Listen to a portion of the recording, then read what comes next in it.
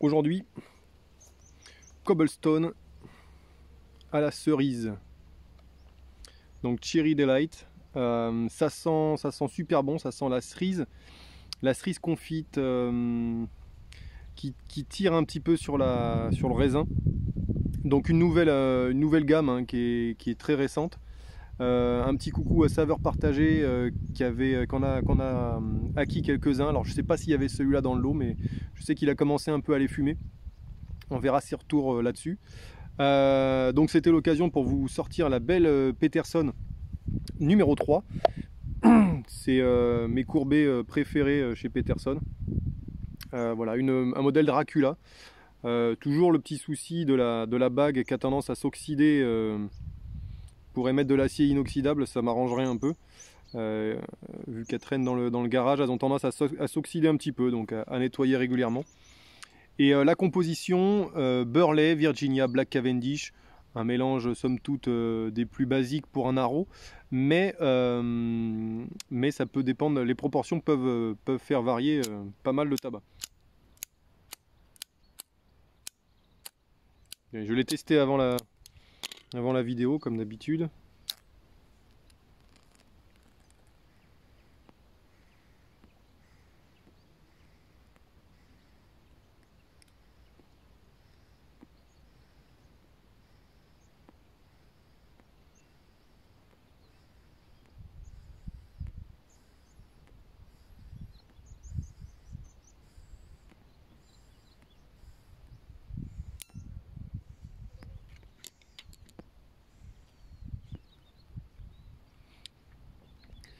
Une coupe assez large et très humide en sortie de boîte. Donc si j'avais pu, je l'aurais laissé sécher peut-être un petit quart d'heure. Un petit quart d'heure, ça devrait suffire pour qu'il soit vraiment optimal. Bon, on va voir si ça se fume quand même bien.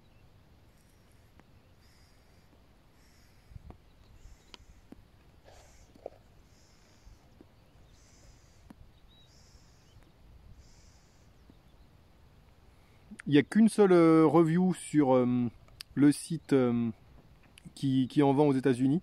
Il y a plusieurs sites, mais sur celui que j'avais été voir, il disait que ça piquait un peu la langue. C'était pas mal, mais que ça piquait un peu la langue. Et effectivement, là sur l'allumage, ça picote un peu.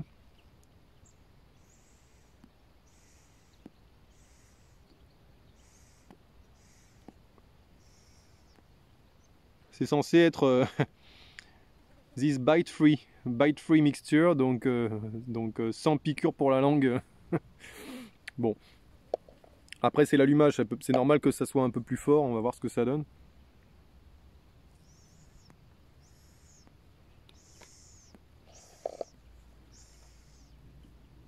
Donc ça faisait très longtemps que j'avais pas fait un tabac manufacturé. C'est vrai que je faisais pas mal d'échantillons là, mais ça faisait pas mal de temps aussi que j'avais pas fait un haro strict.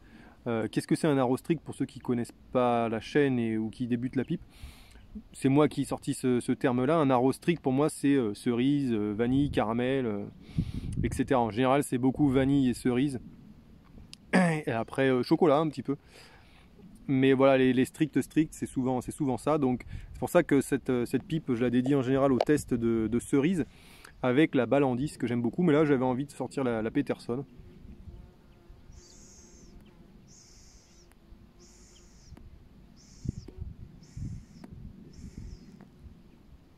Au nez, ça faisait assez naturel au niveau de l'arôme. Et l'arôme de cerise des bois, cerise noire. Voilà. Et au goût,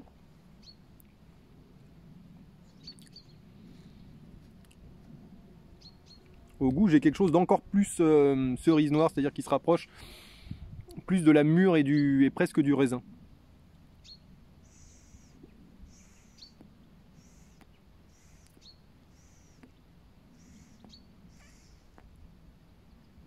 Alors physiquement dans le mélange, j'ai pas trouvé beaucoup de Black Cavendish. Alors du coup j'ai un petit peu triché. Ah oui, du coup je la tenais à l'envers là. Je croyais que c'était le truc tabac ici, donc c'est pour ça que je vous le mettais à l'envers. Bon, c'est pas grave, vous avez vu la boîte.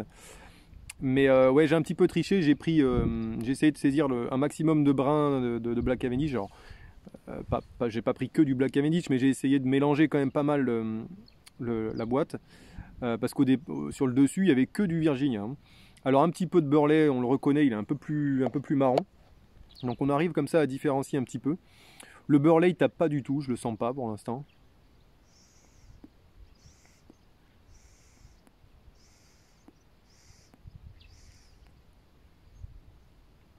Il fume très bien, hein.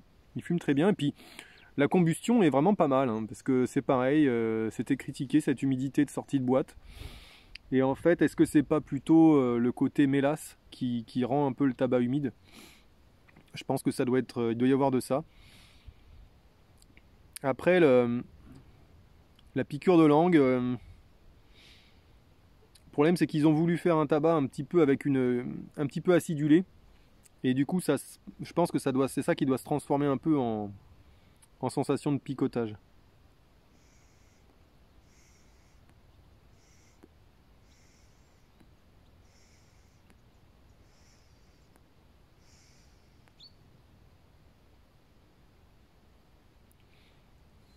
Ouais, c'est pas mal, mais ça pique, hein. Ça pique les gars. Donc l'arôme est là. L'arôme est là, mais ça fait longtemps que je suis pas retombé sur un tabac qui picotait comme ça, hein. Même j'en ai toujours un petit peu en backup, j'ai envie de dire. J'ai toujours de l'Alsbo Ruby, hein. Bon, vous voyez, il ne me reste plus beaucoup, mais souvent c'est ce que je me fume en deuxième partie des fois, pas systématiquement. Mais ouais, l'Alsbo Ruby, il me pique pas la langue comme ça, quoi.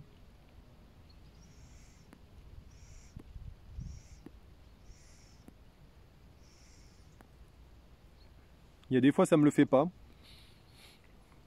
mais c'est en arrière-goût qu'on a la petite sensation de langue qui pique. Après c'est dommage parce qu'il est quand même très rond en bouche. Les arômes ressentis sont bien là, sont bien présents. Donc c'est un peu dommage de ne pas pouvoir y aller assez franco.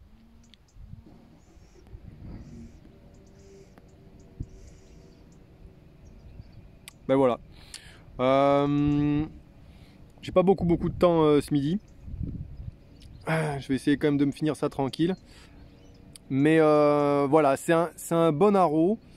C'est un bon arôme, mais donc un arôme strict. Je suis content d'en avoir quand même testé un là.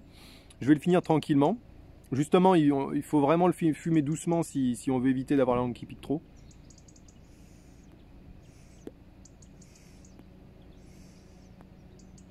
Après, c'est tenable, hein, mais voilà, ça picote un peu, c'est dommage. Un tabac qui est intéressant, mais moi, la langue qui pique, c'est quand même un peu rébarbatif. Alors, ça pique pas de fou, hein, c'est pas. Mais voilà, c'est un petit peu problématique quand même. Après, l'équilibre est bien. Le Burley vient pas parasiter tout le reste du tabac. Donc voilà. A plus.